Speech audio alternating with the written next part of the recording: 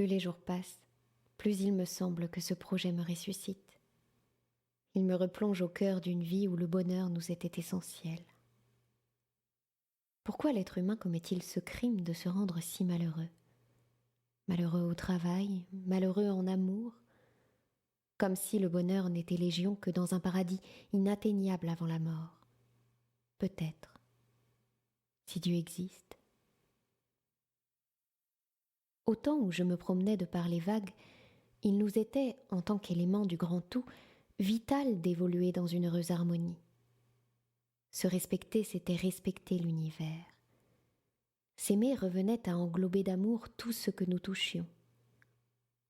Si seulement l'homme pouvait comprendre qu'au commencement de chaque catastrophe, il y a toujours un acte de malamour. Il y a des vies de cela, au large des côtes siciliennes, demeurait un roi, dont des siècles plus tard les vieilles ondines narraient toujours l'histoire pour prévenir les plus novices d'entre nous de la folie des hommes. Ce roi avait 2 filles, qu'il avait élevées seules, après la mort de leur mère. Très protecteur à leur égard, il avait fait en sorte de leur trouver 2 fiancés parmi les partis les plus avantageux des alentours, en qui il avait la plus grande confiance. Mais malgré son grand sens des conventions et des responsabilités, il ne pouvait s'empêcher, en voyant leurs 2 mariages approcher à grands pas, de commencer à redouter leur départ, et par là la solitude qui l'accablerait désormais. Une fois marié, se disait-il, mes filles m'oublieront. Et déjà privé de vieillir près de ma tendre épouse, je mourrais seule, abandonnée de celles qui m'étaient les plus chères. Raisonner de la sorte était évidemment absurde, lorsque l'on tenait compte de l'amour inconditionnel des 2 princesses pour leur cher père. Mais l'angoisse profonde a cette particularité de masquer les évidences et distordre le réel. N'éprouvant bientôt plus que le seul besoin de se rassurer, il convoqua un jour ses 2 filles et leur dit : « Mes chères filles, bientôt vous ne serez plus miennes. Je n'éprouve pas le moindre doute quant à votre bonheur. Cependant, j'aimerais être certain que l'amour que vous portez à votre père est assez grand pour continuer toujours de le chérir et le recevoir dès qu'il voudra vous visiter. Ainsi, je vous demanderai de répondre à ces 2 questions. De quelle façon m'aimez-vous? Et à combien estimez-vous le prix d'un tel amour ? » Fort affectée de voir comme son père pouvait trembler à l'idée de les perdre, l'aînée, soucieuse de le convaincre, n'hésita pas à déclarer : « Mon père, je vous prie de croire que je vous aime plus que tout au monde. Il m'est à moi-même bien difficile de me résoudre à quitter celui qui nous a élevés en nous entourant de tant de bonté.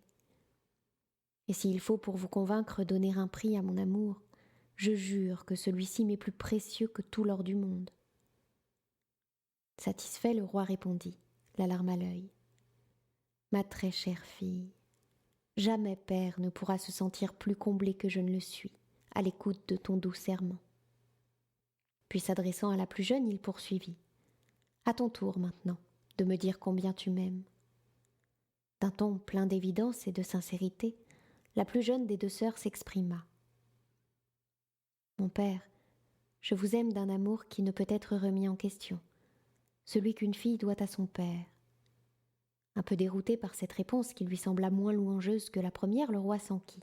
« Est-ce tout ce que tu trouves à me dire ?» La jeune princesse poursuivit : « Il me semble, mon père, que le véritable amour se ressent plus qu'il se nomme, et je serais bien en peine de donner un prix à celui que j'ai pour vous, car il n'en comporte guère. » Rendu aveugle et sourd par l'irrationalité de sa peur, le roi fronça ses gros sourcils et s'agaça. « Oserais-tu refuser la seule demande que ton père t'ait jamais faite ?» Elle reprit alors : « Puisqu'il faut vraiment vous donner comparaison, alors je dirais que ma vie sans vous serait comme l'océan vidé de son sel. » À nouveau décontenancé par cette réponse qui lui inspirait décidément plus de mystère que de raison de se sentir flatté, le roi réagit avec colère. « Me voilà bien surpris de constater que tu ne m'estimes pas plus que le sel, lorsque ta sœur donnerait tout l'or du monde. Penses-tu que toutes tes robes et tes bijoux, la nourriture dont j'ai garni chaque jour ta table, aient été payés en sacs de sel ? Puisqu'il en est ainsi, c'est à ta sœur, qui connaît la valeur des choses, qu'à ma mort je laisserai ce royaume. Quant à toi, tu iras dès ce soir t'exiler dans cette vieille cabane abandonnée sur la grève. Avec pour seule fortune le sel des vagues, tu seras sans doute bien heureuse. Libre à ton futur époux de te suivre, si cela lui suffit. Pour ma part, je n'ai plus à compter de ce jour qu'une fille unique. D'une sagesse bien supérieure à celle que son père reconnaissait en elle, la jeune princesse accepta sans mot dire le sort qui lui était réservé. Elle partit le soir même sans rien emporter, et seule, car son fiancé ne pouvait se résoudre à épouser une orpheline dénuée de toute fortune. Il faisait nuit noire lorsqu'elle atteignit la cabane, et ce ne fut que bien cachée à l'intérieur de celle-ci qu'elle se laissa aller à pleurer sa peine. La nuit entière elle resta là, à verser toutes les larmes de son corps. C'est alors que se produisit un terrible phénomène. Par ses yeux s'échappa cette nuit-là tout le sel de la mer sur plusieurs miles, si bien qu'au matin, toute la partie de l'océan entourant le royaume n'était plus qu'une vaste étendue d'eau douce. Bien vite, les poissons qui s'y trouvaient désertèrent les lieux, désormais devenus hostiles à leur survie.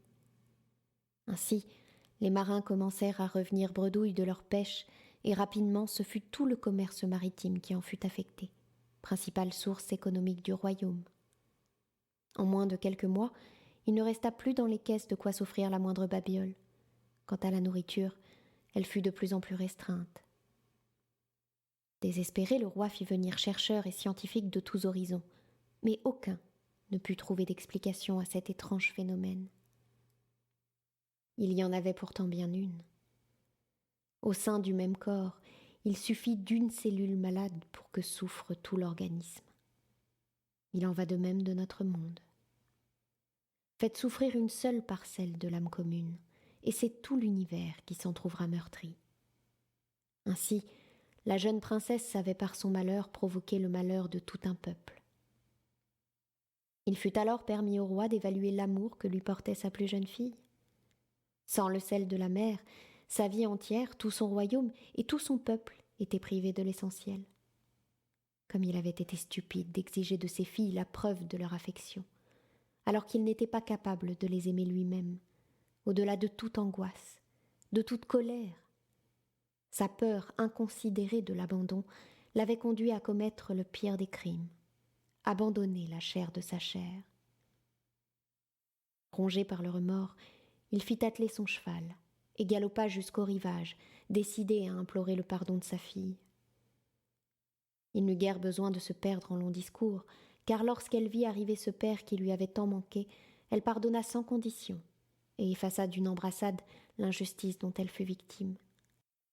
Reprenant sans l'ombre d'une rancœur sa place parmi les siens, elle permit à tout le royaume, par son enthousiasme et sa joie de vivre, de surmonter ces temps difficiles, jusqu'à ce que la nature reprenne ses droits, et que les vagues, aidées par le vent, ramènent le sel dans cette partie de l'océan.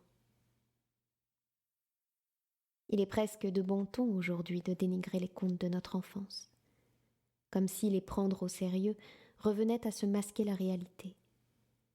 C'est pourtant tout l'inverse. Qu'il soit fictif ou non n'y change rien.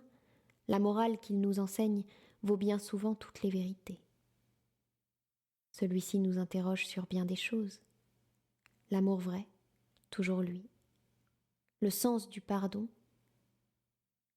Mais il nous dit surtout que rien n'est immuable. Il suffirait que l'on commence par se rendre heureux nous-mêmes, pour impacter par notre bonheur parents, amis, amants, voisins, et par extension l'ensemble de notre belle planète. La proposition est alléchante en vérité. Qu'attendons-nous pour l'accepter ?